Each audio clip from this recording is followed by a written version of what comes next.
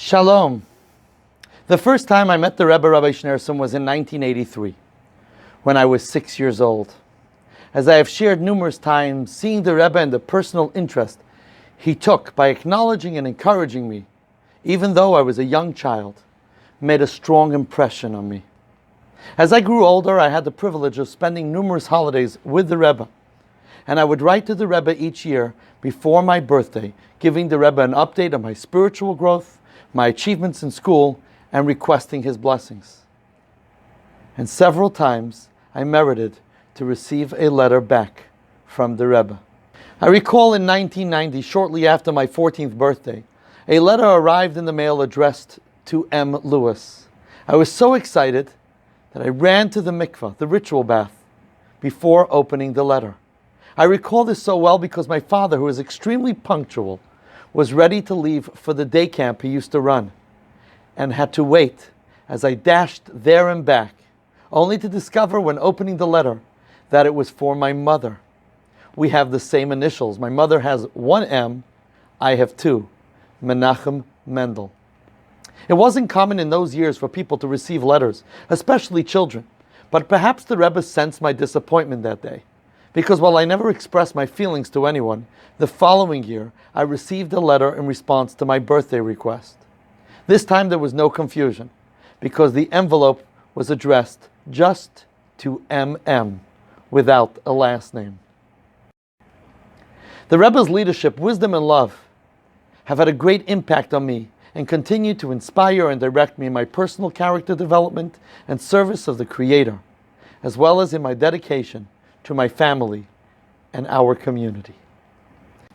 Yesterday, the 3rd of Tammuz, was a day the Rebbe recognized as a joyous holiday, marking the day his father-in-law, the previous Rebbe, was released from prison in 1927, after being arrested for the crime of spreading Judaism in communist Russia, and being condemned to receive the death penalty. On this day, the previous Rebbe was sentenced to 3 years of exile, but instead miraculously returned home to his family just 10 days later. But this date also marks 26 years since the Rebbe's physical presence was concealed from us. This day, therefore, always brings mixed feelings. On the one hand, it's been so long, and of course we miss seeing the Rebbe. Yet amazingly, one can still feel his presence and blessings, and see how his influence continues to grow and impact communities throughout the world. This year, of course, the 3rd of Tammuz, was very different. Each year, when I visit the Rebbe's Ohel, his resting place, on this date, there are literally tens of thousands of men, women, and children from all over the world who come to pray and share the day together. Some would land at JFK, head to the Ohel where they were given 2 minutes to say a prayer, perhaps exchange greetings with old friends, and then head right back to the airport. But this year, while the line seems to still be long, it was mostly due to the social distancing measures that were put in place. And I must say that while I felt truly fortunate to be able to participate this year, it felt rather strange to stand at the Ohel and pray in a mask. But it had its desired effect, I guess, because it made me reflect.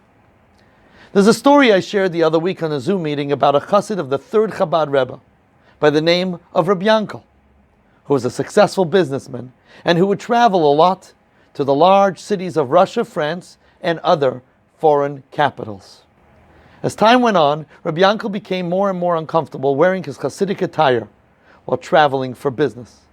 And so he slowly adopted a slightly more secular style of dress.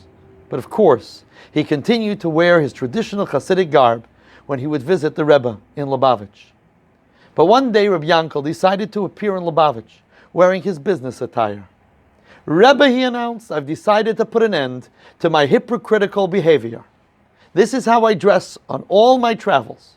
So why would I fool myself and others by wearing my Hasidic clothing when I come here?"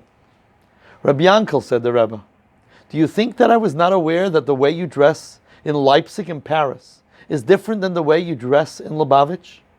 I thought that it was here that you showed your true self, and it was there that you were putting on the show." Much like our masks conceal our face, the world conceals godliness, and our bodies conceal our soul. With all the mishagas that goes on, it is really easy to see the world as a chaotic and untamed jungle, and to be influenced by the world around us, or by our own perception of how things ought to be, and by the needs and desires of our physical body. As a result, it becomes easy to lose focus on who we truly are and what our mission and purpose in this world is. And this is one of the gifts the Rebbe gave us. You see, the Rebbe had the unique ability to remain focused on his goal and mission, and provided us with the tools to do the same. From the moment the Rebbe accepted leadership in 1951, he made it clear that bringing redemption to the world was the goal he sought to achieve. At every public gathering throughout his leadership, the Rebbe reminded us of his goal of transforming the dream of Mashiach's coming into a concrete reality. Making Mashiach a goal means removing the mask and seeing ourselves and the world around us from God's perspective. Seeing the hidden good that each individual and all of existence possess, and committing ourselves to bringing this potential to the surface. The Rebbe challenged us to dig deeper and to be willing to be more of ourselves, and at times to even step beyond ourselves.